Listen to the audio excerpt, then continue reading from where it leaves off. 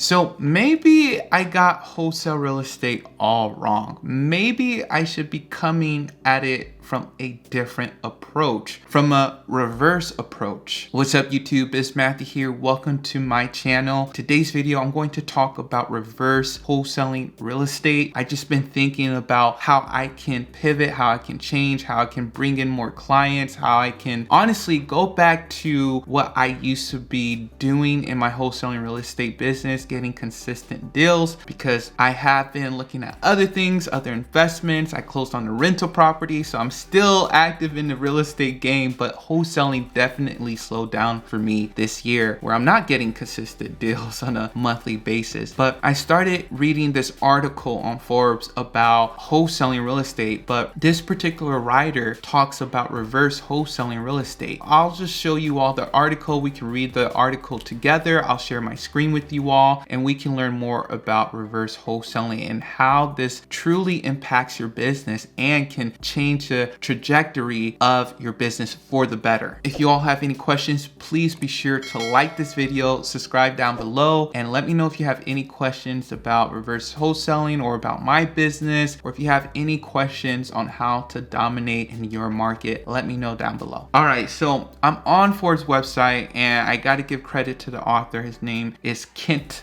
Clothier. I hope I said that last name right. Obviously, he wholesales real estate, and he has this company called Real Estate Worldwide. And yeah, this is the article, and he was just talking about how people get into the real estate game and they learn about wholesaling real estate, right? And usually he breaks it down like you put a property under contract and then you find a buyer, and then the final sale price is typically a bit more than the list price, and that's how wholesale people make their money. Reverse wholesaling right here, as this name suggests, as a lot of you all probably predicted, probably heard, is a reverse process. You find the buyers first, then you find the properties, right? And so this is not coming to the buyers before. This is not like doing it illegally, like marking a property that you don't have under contract to a buyer. This is, hey, I'm figuring out the buying criteria of cash buyers, of my buyers, exactly what they're looking for, what they're paying for, what type of properties. And I'm going out, I'm finding those properties, and I'm going to sell them these properties. And so yeah, we can just kind of read over the article a little bit more. He was just talking about how he discovered this conducting business in real estate. He has a book if you all are interested in that. But yeah, reverse wholesaling is a good strategy for earning money because buyers take the risk of purchasing a property while you put in the time to find their next investment. And yeah, he was just talking about how there's nearly 20% of all real estate transactions nationwide taking place with people paying in cash. That's actually a good chunk of people actually buying properties for cash. And that's not only investors, that is some like just regular people buying their primary residency in cash, which is crazy. But yeah, cash buyers are looking for a return. Relationship is key. So I did have a video recently about finding cash buyers this year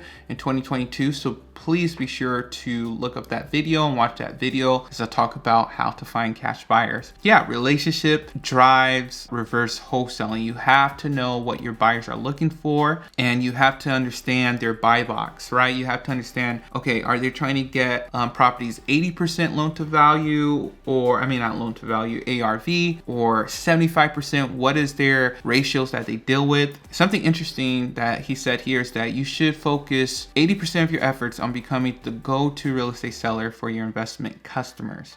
Figuring out what your customers want in a property and finding these properties to sell to them. And this is, I call this shopping versus selling. And so this actually changed my mind. Like, it's so much easier to shop than to sell. Isn't that true? If I'm going to the store, it's so much easier for me to just buy a t-shirt than me going out in the street and trying to sell a t-shirt, or going online and trying to sell a t-shirt, right? If I'm shopping, that's so much easier. So when I started looking at that, I'm all like, dang, okay, maybe I've been doing it the wrong way. Maybe I do need to look at it from that perspective. Like, look at what my buyers are looking for and then go shop for them. Now I'm going to a seller with a different perspective. I'm not like trying to rush, trying to sell them on something. I'm trying to buy their house because I know a buyer who's going to pay me 20 grand more than I put this under contract, right? So the mindset is changed. You're more confident. You're more directed and focused on the best quality leads because you're not going to waste your time with sellers that don't fit your cash buyer's buy box. this. And so I just love that concept of shopping versus selling. Here he says, by perform for the clients, I mean market to buyers. Ask them to pick up the phone and call you. Spend time interviewing them to build rapport and discover what they want from their investment property. So that's just, developing that relationship, getting to know their buy box and everything like that. Yeah, and then find properties perfect for your clients. Once you build a relationship, remember many cash buyers are investors. If their investment performs well, it's likely they want to buy more. This opens you up to a potential consistent revenue stream